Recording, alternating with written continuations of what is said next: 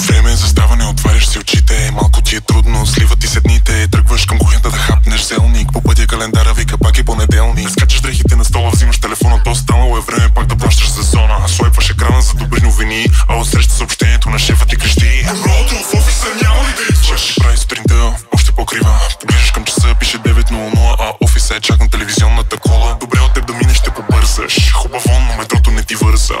Викаш такси, трафика е тегав, а навън е неква невиждана жега. Шефа този път звъни и вече вдига тона. Трябва ли цяла София да те гоня? Айде, че клиентите вече са тук. Само да не си ял зелник, смърдиш на лук. Казвам шефе на завоя, съм не казвам на кой. Как не ми се връща в офис, избиваме на бой. Тъжно чакаме на светофара, вдигнах си главата. Там един бел син билборд ме чака. Мери си дистанционна работа, забрави за трафика. Бачкай си от плажа и не квяка кака да те маже. Не прави CV, само добави уменията си. Слагаш очаквани парички, какво има обяви за всички. Мери си дистанционна работа, забрави за трафика.